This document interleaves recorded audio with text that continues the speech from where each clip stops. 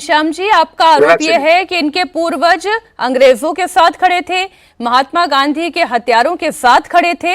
लेकिन अभी जो अब आपने धाराएं गिनाई, मैं आपसे ये पूछती हूं कि आजम खान आपके इतने प्रिय क्यों हैं, जो पहले से ही जेल की सजा काट रहे हैं, जिनके ऊपर धोखाधड़ी से लेकर न जाने कौन कौन सी धाराएं लगी हुई हैं, उन्हें आप गृह मंत्री बनाने के लिए इतना आतुर क्यों हैं? मीनाक्षी जी, एक ही वाक्य में जवाब दूंगा। अगर एक व्यक्ति जिसके ऊपर मर्डर के चार्जेस हैं, भारतीय जनता पार्टी उसे मुख्यमंत्री बना सकती है, और एक राज्य में नहीं अनेक राज्यों में, तो ये क्या कहेंगे? इनकी मर्जी है। जवाब रोहन गुप्ता खतरनाक देंगे। से खतरनाक क्रिमिनल आतंकवादी को सांसद बना दें, मुख्यमंत्री बना दें, प्रधानमंत्री बना दें, इनकी मर्जी है, क्योंकि इनको लगता है कि देश में तानाशाही आ गई है। देश में तानाशाही है, और देश में तानाशाही की वजह से आप जैसा कहेंगे वही सही है। रोहन जी, देखिए, आपने घुमा फिरा के आजम खान पे बात की, एक शब्द नहीं निकला उनके मुंह से। अभी नकली चुनावी हिंदू बन के निकल पड़े हैं। क्या उनके नेता आज तक भी राम मंदिर गए? वो बोले कि नहीं, हमारा मंदिर बनेगा तब जाएंगे। हमारा मंदिर तुम्हारा मंदिर क्या होता है? क्या राम हिंदू सनातन कोई राजनीति का विषय है? आप चंदे की बात करें, एक बार मंदिर जाके वहां प्रायश्चित तो कर लीजिए। और आपकी पार्टी की हकीकत तो नेताओं के मुंह से निकल ही जाती। आपकी विचारधारा क्या है? यही तो, इसीलिए तो उत्तर प्रदेश डर रहा है। अगर आप कहीं पे सत्ता पे आने का चांस नहीं है, फिर भी आपका आजम खान जो है गृह मंत्री का उम्मीदवार है, आपसे अपेक्षा क्या रखेगा? क्या उत्तर प्रदेश चाहेगा वो माफिया राज में चला जाए? क्या उत्तर प्रदेश चाहेगा बहन बेटी जो सुरक्षित हुई है वापस उसी गर्त में चली जाए? क्या उत्तर प्रदेश को आतिक अहमद जैसे लोगों को याद करना? नहीं। यही तो मौके होते हैं मीनाक्षी जी। आप चुनाव, आप पॉलिटिकल पार्टी के नाते हर मुद्दे पे आप राजनीति कर सकते हैं, हर मुद्दे पे कुछ भी बोल सकते हैं कि नहीं नहीं हम तो नए नए हिंदू बने, सनातनी बने। पर जब भी एक मौका मिलता है, जब आपके नेताओं के मुंह से बातें निकलती है, तब आपकी असली विचारधारा क्या है वही उस बात का प्रतीत होती है। और इसीलिए जनता कभी भी इन पे भरोसा नहीं करती। उत्तर प्रदेश की जनता को मालूम है कि अगर इस परिस्थिति में आजम खान का उनका प्यार है, तो गलती से अगर उनको 2-4 वोट ज्यादा मिल गया तो ये लोग क्या हाल करेंगे? इसलिए कभी भी इन पे भरोसा नहीं करेंगे। मैं आ रही हूँ घनश्याम जी, मेरे दो और पैनलिस्ट हैं, आप उनके पास में जाऊं। शेखर अय्यर जी, मैं इस वक्त जो विपक्ष का एक रवैया देख रही हूँ, फिर वो राहुल गांधी की भाषा हो, वो पप्पू यादव का भगवा पहनकर चढ़ावा चोरी का वो पूरा एक्ट हो, वो थिएट्रिक्स हो, वो पवन खेड़ा का एक सॉफ्ट टॉय वाला बंदर लेकर आ जाना हो, ये इस वक्त विपक्ष कर क्या रहा है? ये कौन सी पॉलिटिक्स है जो विपक्ष करने की कोशिश कर रहा है? नहीं, विपक्ष से ज्यादा राहुल गांधी कर रहे हैं, और राहुल गांधी कर रहे हैं तो बाकियों को फॉलो करना पड़ रहा है। एक और सवाल आता है, राहुल गांधी इस तरह की थिएट्रिक्स पे क्यों उतरे हैं? कहीं ना कहीं लग रहा है कि राहुल गांधी को पार्लियामेंट के कोई स्ट्रक्चर्ड डिबेट में उनका भाषण देना, उनका स्टाइल ऑफ डिलीवरी प्रियंका जैसा नहीं है, बताऊं तो गौरव गोगोई जैसा भी नहीं है। तो उनका लग रहा है कि पार्लियामेंट डिबेट उनका बड़ी स्ट्रांग पॉइंट नहीं है, क्योंकि जितनी बार वो बोले हैं कोई बड़ा इंपैक्ट नहीं हुआ है। लेकिन प्रियंका ने 1-2 भाषण में उनका ज्यादा ये हो गया, और कांग्रेस पार्टी में भी सवाल आना शुरू हुआ कि प्रियंका जी को टेक ओवर करना है। ये तो एक बात है। दूसरी बात, अचानक कांग्रेस को लग रहा है भाई एक बड़ा वर्ग, यानी जो सो कॉल्ड जेंसी, इसको हम पहुंच नहीं पाए अभी तक, और ये इतना बड़ा चीज हो गया देश में, जंतर मंतर हो गया, रांची हो गया, कहीं ना कहीं कांग्रेस पार्टी भी इसको महसूस नहीं करनी पड़ी। जैसे कहा जा रहा है बीजेपी ने भी देख नहीं पाया, सरकार ने भी देख नहीं पाया, क्योंकि व्यवस्था में कई प्रॉब्लम्स हैं, और व्यवस्था की प्रॉब्लम अलग है, उस पर डिबेट तो होनी ही चाहिए।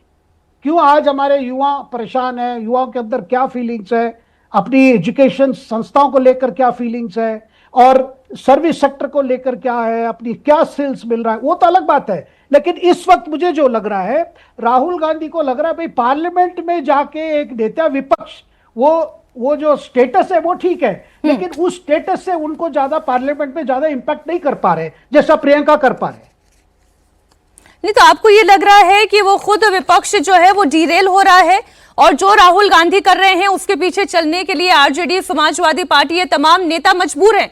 क्यों? क्योंकि वो एलओपी हैं।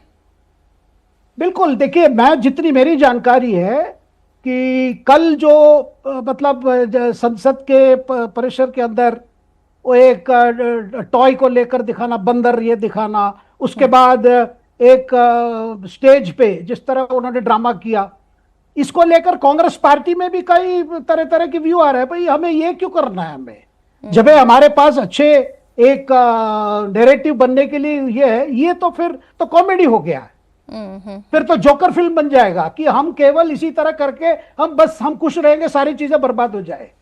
ये ऑपोजिशन के लिए इलेक्शन जीतने की कभी नैरेटिव नहीं हो सकती, क्योंकि आपके पास कुछ पॉजिटिव एजेंडा भी साथ लेके चलना है। भाई ये नहीं कर पा रहे, अब ये करेंगे। वो अभी तक राहुल गांधी मुंह से अभी तक निकला नहीं है। मैं इसी विपक्ष के एजेंडे को और समझने की कोशिश करती हूँ। रशीद जी, विपक्ष का एजेंडा है क्या? राहुल गांधी का एजेंडा क्या है? अखिलेश यादव का एजेंडा क्या है? वो जेनजी को टारगेट तो कर रहे हैं, लेकिन क्या ये जो थिएट्रिक्स हो रही है उससे वो जेनजी टारगेट हो भी रहा है? जी मीनाक्षी, देखिए आपने जो प्रश्न किया कि क्या कांग्रेस और विपक्ष क्या कर रहा है, कांग्रेस और विपक्ष वही कर रहा है जो भारतीय जनता पार्टी और भारतीय जनसंघ ने पहले किया था। युवाओं को सरकार के खिलाफ मतलब भड़काना, या युवा का जो आक्रोश होता है, निराशा होती है, उसका आप कोई भी भाव प्रस्तुत कर सकती है मीनाक्षी, उससे विपक्ष को फायदा होता है। हम स्मरण करें 1975 में क्या हुआ, जब जयप्रकाश नारायण ने टोटल रेवोल्यूशन की बात करी थी। उन्होंने पुलिस और फौज से कहा था कि वो सरकार के आदेश न माने, और इस चीज को जो था उस समय भारतीय जनसंघ जो थी उसने पूरा पुरजोर समर्थन दिया था उस एक तरीके का अनार्की को। और उसकी इंदिरा गांधी की बहुत सारी कमियां थी, इमरजेंसी और तमाम एक लंबा चौड़ा अध्याय है।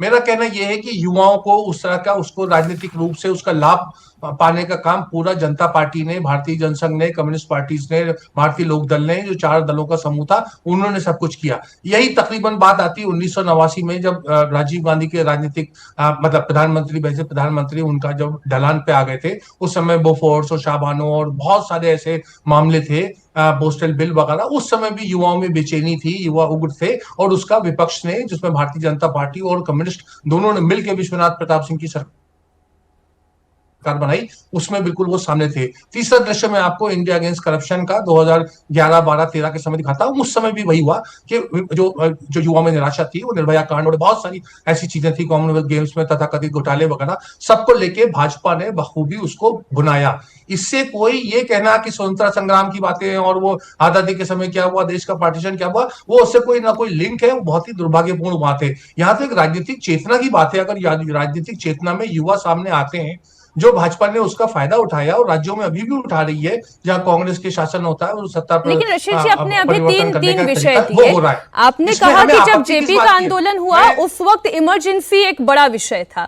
उसके इमरजेंसी बाद तो के में जिस लगी। आंदोलन की आपने नहीं, बात नहीं, कही, नहीं, करप्शन एक इशू हो गया था। मीनाक्षी, तथ्य साफ होने चाहिए। उन्होंने टोटल रेवोल्यूशन की कॉल दी थी या नहीं दी थी? उन्होंने पुलिस और फौज को सरकार का कामकाज मानने से इनकार करने को कहा था कि नहीं कहा था? ये तमाम तथ्यात्मक बातें हैं, इसमें कोई दो राय नहीं होनी चाहिए।